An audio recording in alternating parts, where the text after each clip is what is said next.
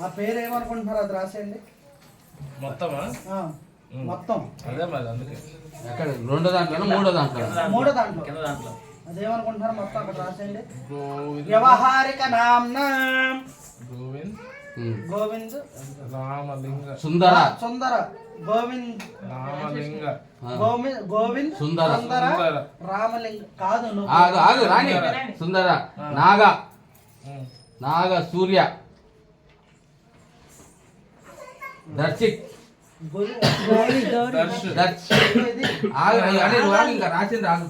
దర్శ్ గౌరీ హయాంత్. సుందర అనేది ముందు వచ్చేది వెనకొచ్చింది, అది అంతే.